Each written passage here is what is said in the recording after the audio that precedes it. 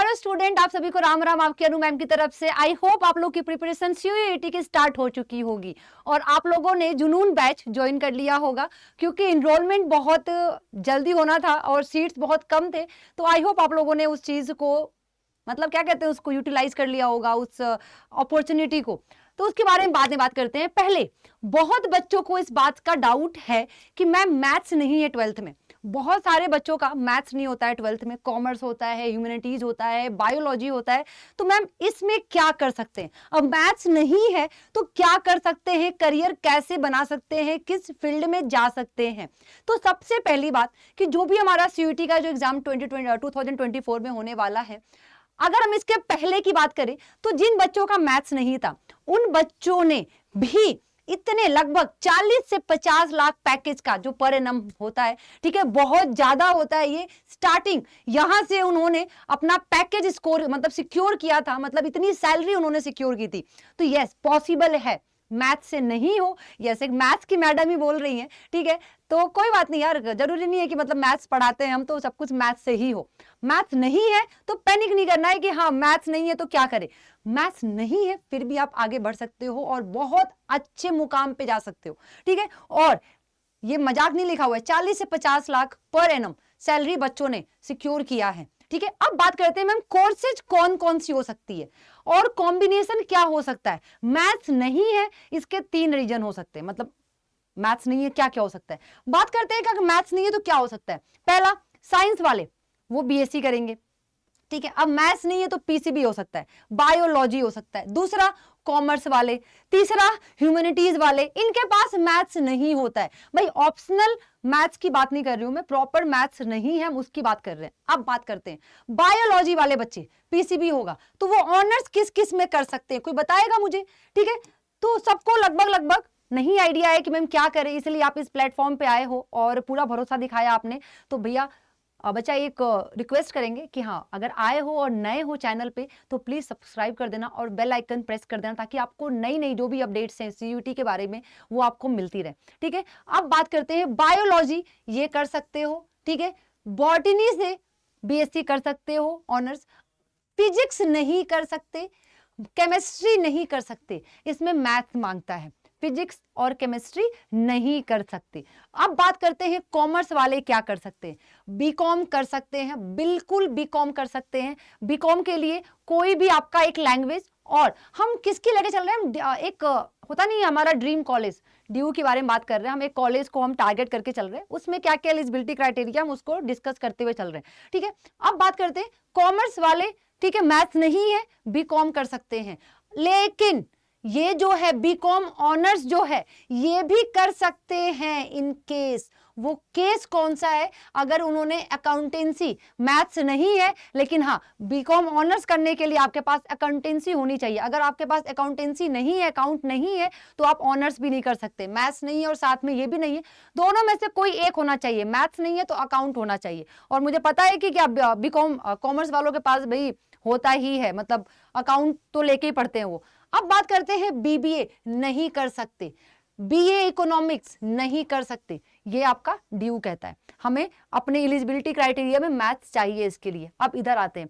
Humanities में, भाई science वाले बच्चे ना कहीं भी जा सकते हैं, कुछ भी कर सकते हैं, मतलब इतने फ्री होते, ठीक है।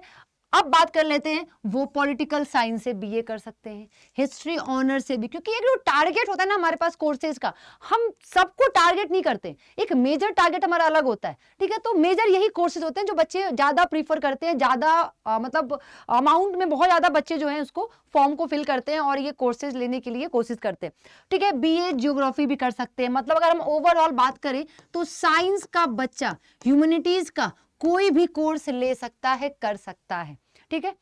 समझ में आया आपको? कोई भी कोर्स।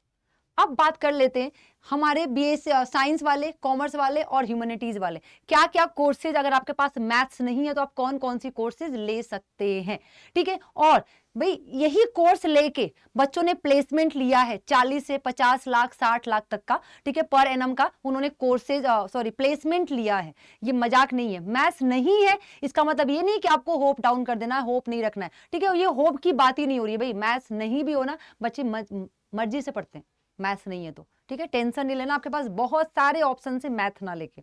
अब बात कर लेते हैं कि मैम क्या क्या होना चाहिए सब्जेक्ट कॉम्बिनेशन।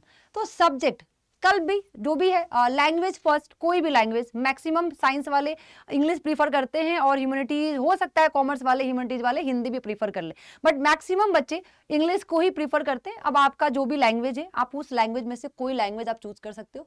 3 डोमेन सब्जेक्ट जो आपके 12th के हैं, जो भी आपके 12th के जो 3 डोमेन सब्जेक्ट हैं वो फिल करेंगे, ठीक है। तीसरा, बार बार उसमें आपको ये बताया जा रहा है कि डोमेन सब्जेक्ट 12th वाले ही होने चाहिए।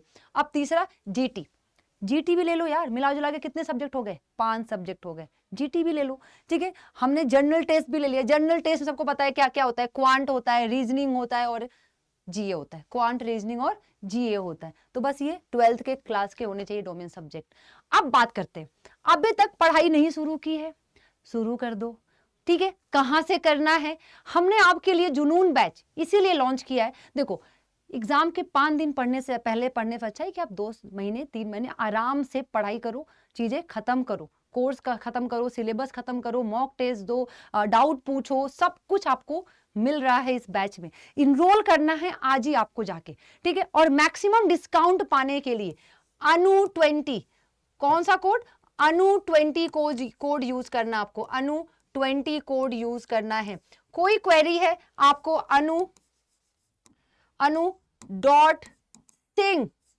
@247.com पे आप क्वेरी, कोई भी क्वेरी पूछ सकते हो। और उस क्वेरी में क्या होना चाहिए, आपका नाम होना चाहिए, ठीक है, आपका नंबर होना चाहिए और कौन सी सब्जेक्ट या कोर्स, जो भी क्वेरी आपका वो होना चाहिए। अब बता देते हैं कैसे इनरोल करें, आ जाओ।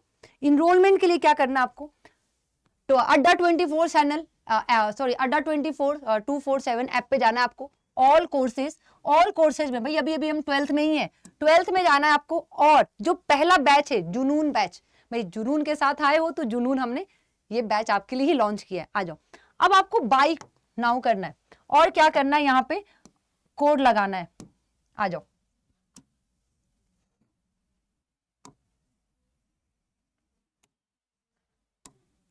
ठीक है, आ जाओ, ये कोड लगाना है आपको और कोड है, अभी बताया, अनु20 कोड लगा के, ठीक है।